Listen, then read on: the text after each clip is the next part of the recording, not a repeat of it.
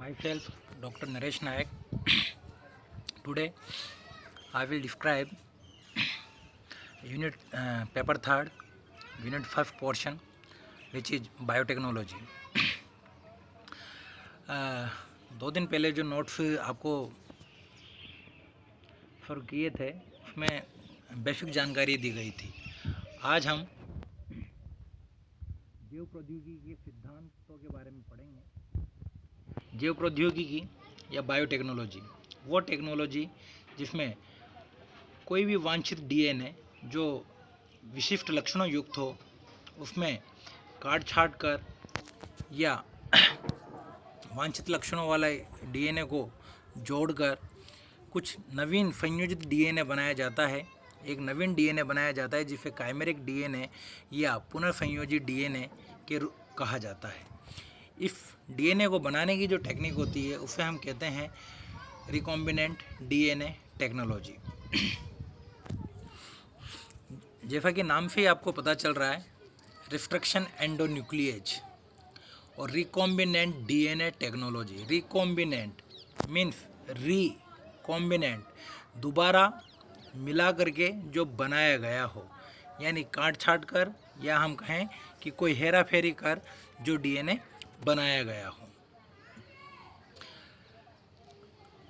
आनुवंशिकी में जो मोस्टली जो डीएनए लिए जाते हैं वो डीएनए विभिन्न वांछित लक्षणों युक्त होते हैं।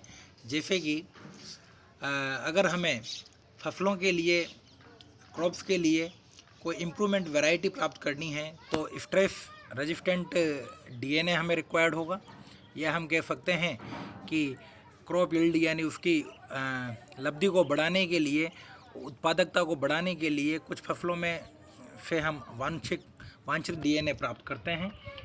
वो डीएनए आपके डिजायर्ड डीएनए कहलाते हैं। इट मीन्स इन नटशेल में शॉर्ट में कहूँ तो कोई भी डीएनए जो कि किसी एक अच्छी प्रॉपर्टी को या अच्छे लक्षण को रखता हो वांछित डीएनए कहलाता है।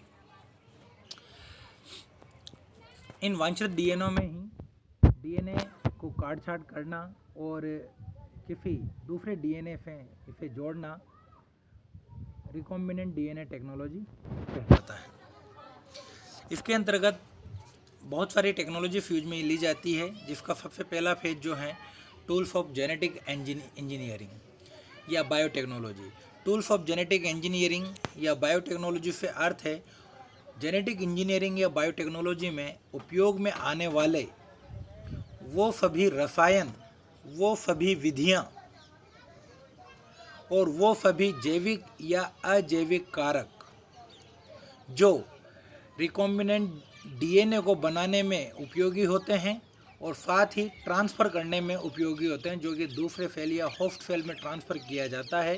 तो वहाँ तक का जो प्रोसेस है और उस प्रोसेस को करने के लिए जिन टूल्स की आवश्यकता होती है उन्हें हम यहाँ पर टूल्स ऑफ जेनेटिक इंजीनियरिंग कहते हैं। टूल्स ऑफ जेनेटिक इंजीनियरिंग से सीधा सा अर्थ है, हम जानते हैं कि जेनेटिक इंजीनियरिंग यानी कि जीन में हेर फेर करना है। अब जीन में हेर फेर करने के लिए हमें कुछ स्पेसिफिक टाइप ऑफ एंजाइम्स की आवश्यकता होगी, उन्हें हम अभी आगे पढ़ेंगे। कुछ specific type of restriction endonuclease enzyme, इसके बारे में आप सभी ने सुना है और हम इसे डीएनए की कैंची भी कहते हैं, scissor of DNA. Third one is vectors, different type of vectors. It may be plasmid, it may be cosmid, it may be phasmid, it may B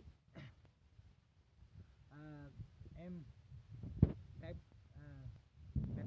bacteriophage, etc.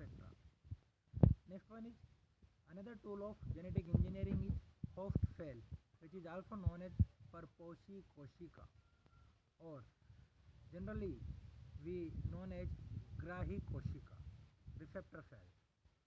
And finally, the another portion is cDNA library or gene library. It is also known as genomic library because we required a lot of recombinant DNA. So firstly we describe enzymes. We have already studied that different type of enzymes. In class first year, we have already studied enzymes in case of DNA replications, DNA transcription and protein synthesis. इन हिंदी हम जानते हैं कि हमने सभी एंजाइमों का अध्ययन, अधिकांश एंजाइमों का अध्ययन जैसे डीएनए रेप्लिकेशन के दौरान, ट्रांसक्रिप्शन के दौरान और प्रोटीन सिंथेसिस के दौरान हमने विभिन्न एंजाइमों का, शरीर में पाए जाने वाले विभिन्न एंजाइमों का अध्ययन किया था. And we also known that without enzyme no one type of reaction is complete. किसी भी प्रकार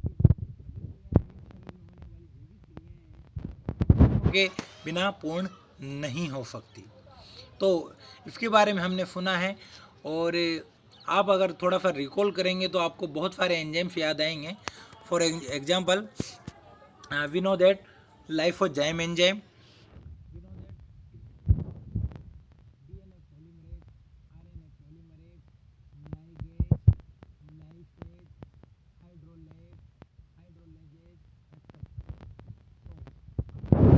कुछ एंजाइम्स को डिस्क्राइब कर रहे हैं. in which first one is lysozyme.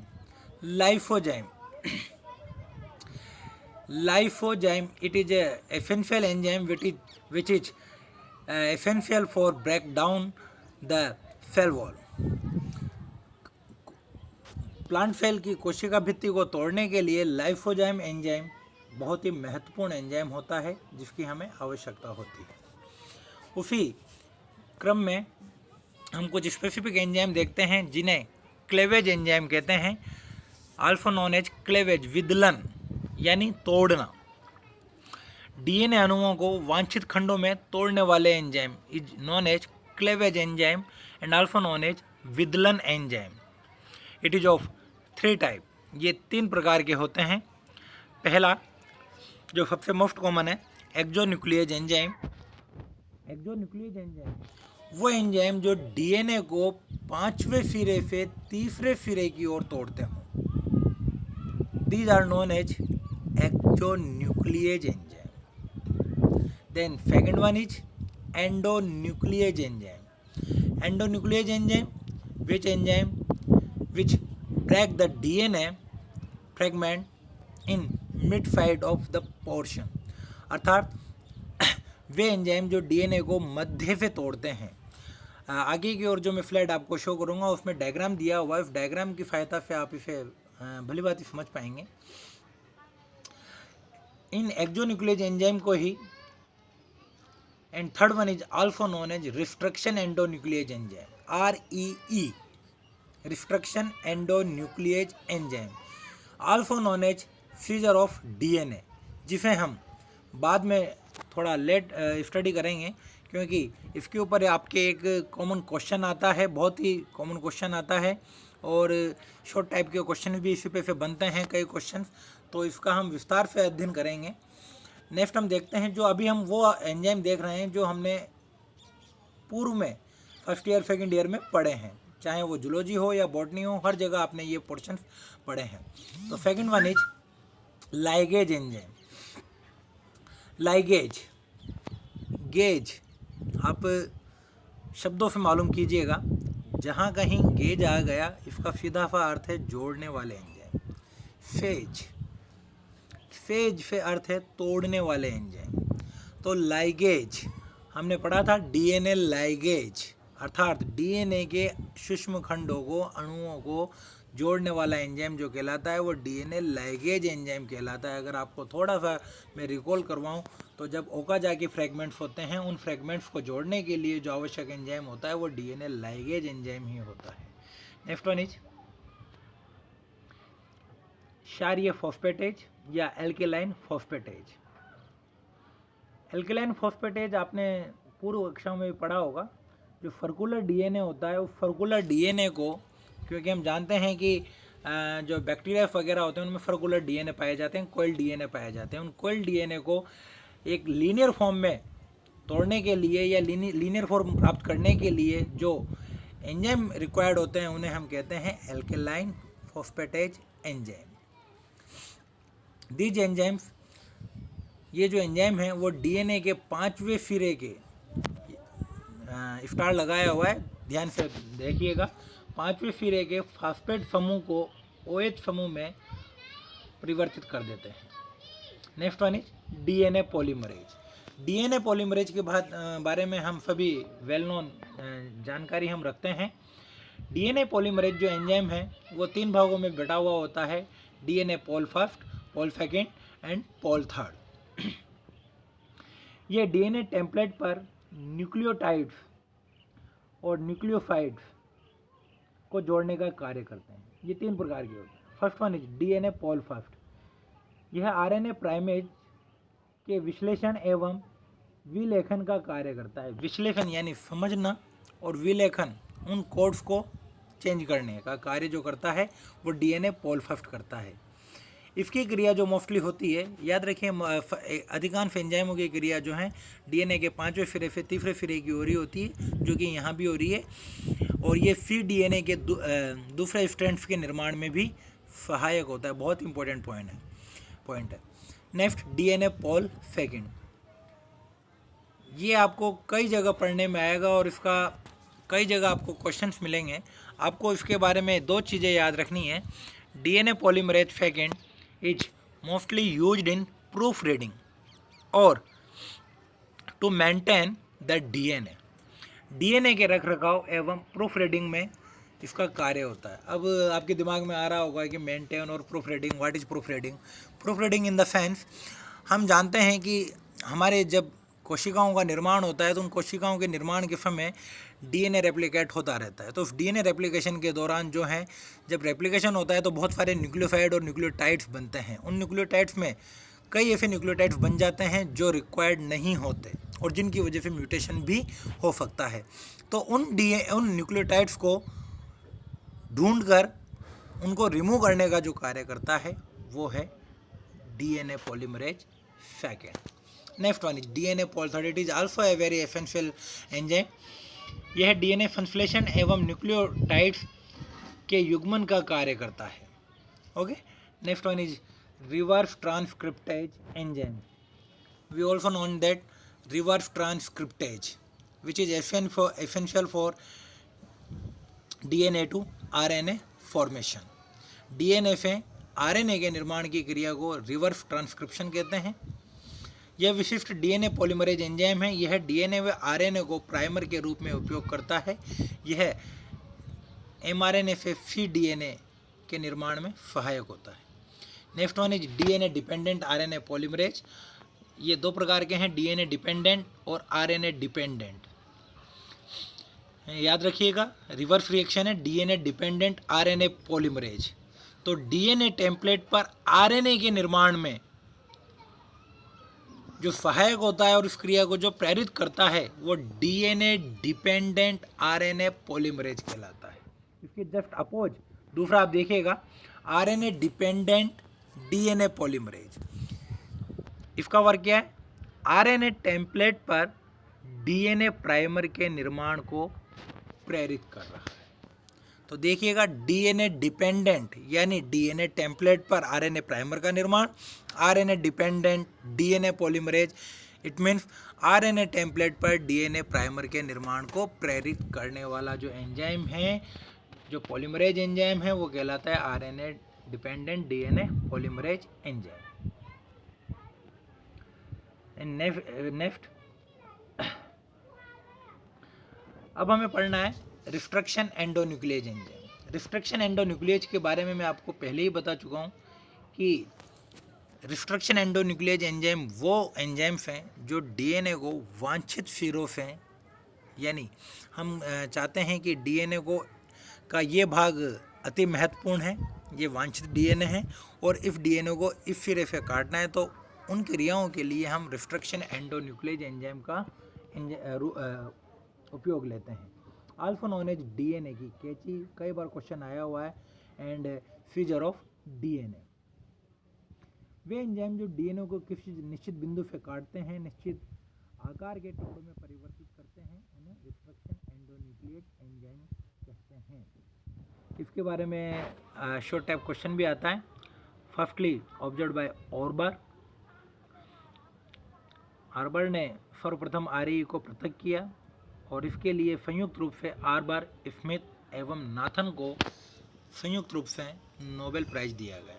ये उस समय की सबसे बड़ी खोज थी और नोबेल प्राइज यूँ ही नहीं दिया जाता है। Okay, then restriction endonuclease enzyme में कुछ प्रॉपर्टीज होनी चाहिए, जो उसके कुछ सामान्य लक्षण हैं, उन्हें हम डिस्क्राइब करेंगे। वो क्यों आवश्यक है ये भी आप देखिएगा। यह वाहक के वांछित डीएनए को निश्चित स्थान से काटने वाले होने चाहिए। अर्थात हम रिस्ट्रक्शन एंडोन्यूक्लियेज का उपयोग ही क्यों कर रहे हैं, ताकि वो एक निश्चित स्थान से वांछित डीएनए को कट कर सके। तो इसमें ये प्रॉपर्टी होनी चाहिए। सेकंड जो है, प्राकृतिक रूप से यह enzyme E coli, Haemophilus influenza और थाइमस एक्वेटिकस से प्राप्त किया जाता है। बेटा मैं आपको ये अंडरलाइन करवाना चाहूँगा, थर्मस एक्वेटिकस। थर्मस एक्वेटिकस का अर्थ है, थर्मस का मीन्स गर्म जल।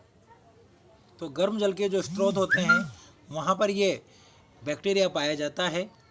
अप्रोक्स 65 डिग्री के करीब तापमान पर भी ये पाया जाता है। तो यहाँ हम कहेंगे कि इस वजह से इसे नाम दिया गया Thermus aquaticus. Thermos it means गर्म, एक्वेटिकस यानी जल, उसमें पाए जाने वाले bacteria. It is also useful in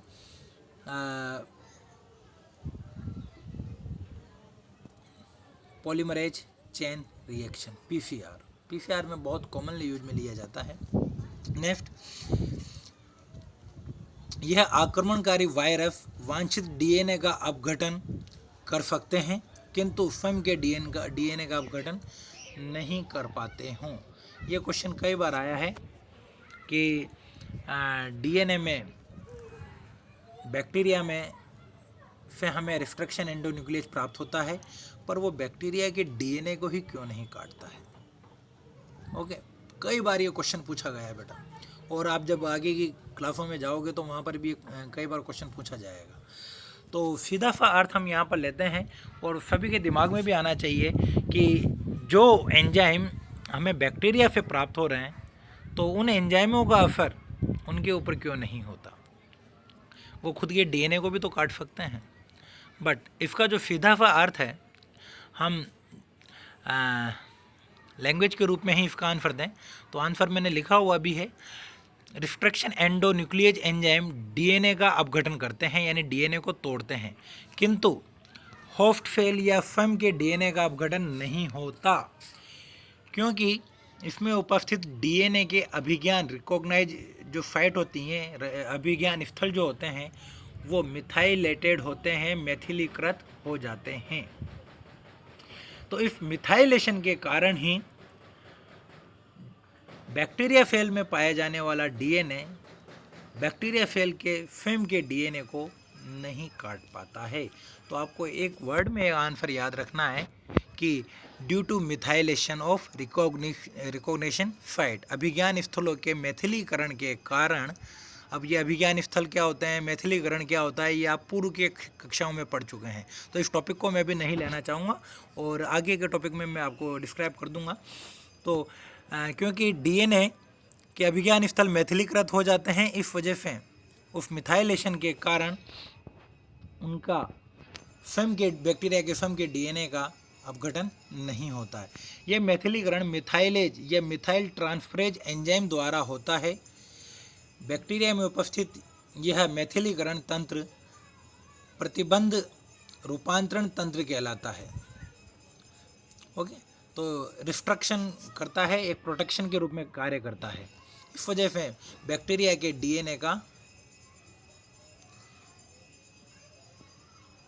restriction या उसे जो है नहीं काटा जा सकता। तो हम सीधा सा समझ सकते हैं कि बैक्टीरिया के डीएनए, बैक्टीरिया में अगर रिस्ट्रक्शन एंडोन्यूक्लियेज एंजाइम पाया जा रहा है तो उसके स्वयं के डीएनए को क्यों नहीं काटता है, due to methylation of recognition sites of DNA. DNA के अभिज्ञान स्थलों पर मैथिलीकरण हो जाता है, उसके मिथाइल ट्रांसफरेज एंजाइम जो कि मिथाइल ट्रांसफरेज एंजाइम द्वारा होता है। इस कारण से मेथिलीकरण से उसमें प्रतिबंध रूपांतरण तंत्र का निर्माण होता है और उसके कारण जो है बैक्टीरिया के किस्म के डीएनए का नहीं कट पाते हैं। नेक्स्ट फोर्थ है, यह एंजाइम 4 से 6 न्यूक्लियोटाइड खंडों को पहचान कर उसे काटते हैं। अतः डीएनए के 4 से 6 न्यूक्लियोटाइड वाले होने चाहिए। खंड अभिज्ञान स्थल कहलाते हैं। ये अभिज्ञान स्थल पैलिंड्रोम कहलाते हैं। हम जानते हैं कि पैलिंड्रोम हमने पढ़ा है कि पैलिंड्रोम क्या होता है। पैलिंड्रोम आप साधारण सी भाषा है कि जो उल्टा सीधा एक समान, इन द सेंस डालडा, पीछे से पढ़ोगे तो भी एक जैसा है और आगे से पढ़ोगे तब भी एक ही स्वरूप बनेगा। तो यहाँ पर जो अभिज्ञान स्थल हैं वो 4 से 5 न्यूक्लियोटाइड वाले होने चाहिए, जो कि इस डायग्राम में आपको डिस्क्राइब कर रहा हूँ। और साथ ही इन्हें पैलिंड्रोम्स डीएनए भी कहते हैं। पैलिंड्रोम साइट्स क्या होती हैं? इसमें प्रत्येक डीएनए स्ट्रैंड के सामने वाला भाग या क्षारक क्रम उसके दूसरे आधे भाग के दर्पण प्रतिबिंब होते हैं, यानी मिरर इमेज होते हैं। फॉर एग्जांपल जो दिया हुआ है एक सीक्वेंस है ATCGCTA। अगर आप इसे जी साइड से, जी वाला जो अमीनो एसिड है यहाँ से अगर फोल्ड करते हैं तो ये इसकी एक मिरर इमेज बनेगी। इन्हें पैलिंड्रोम सीक्वेंस कहते हैं। ओके, यह वांछित डीएनए को 2 प्रकार से काटते हैं, जिन्हें ब्लंट एंड स्टिकी एंड या चिपचिपे अनुलग्नी ससंजन कहते हैं, जो कि आपको नज़र आ रहा है। यहाँ से ये फीजर नज़र आ रही है, एक डॉटेड लाइन नज़र आ रही है। इस डॉटेड लाइन से काटने पर ये इस प्रकार से कटते हैं। इस प्रकार के एंड को क्या कहते हैं? Sticky and. जबकि अगर मध्य से काट रहा है तो उन्हें क्या कहेंगे हम? Blunt and. इस प्रकार के काट से एक सूत्रीय सिरे उत्पन्न होते हैं, जिन्हें स्टिकी या चिपचिपी सिरे कहा जाता है, जो कि आपको ऊपर दिया हुआ AATCG वाला जो सीक्वेंस है, जो कि डॉटेड लाइन से शो किया हुआ है, वो स्टिकी एंड है। जबकि दूसरी साइड पे जो मध्य से एक लाइन गुजरी हुई है, वो लाइन शो कर रही है कि इससे 2 एंड बनेंगे, जिसे हम ब्लंट एंड कहते हैं। इसके बाद हम रिस्ट्रक्शन एंडोन्यूक्लियेज एंजाइम का नामकरण पढ़ेंगे, जो कि हमारी नेक्स्ट क्लास होगी। होपफुली आपको ये वीडियो समझ में आया होगा और आगे के वीडियो के लिए वेट कीजिए और तब तक इसे आप देखिए। इनके नोट्स भी जो हैं आपको आपके ग्रुप पे सेंड कर दिए जाएंगे। धन्यवाद।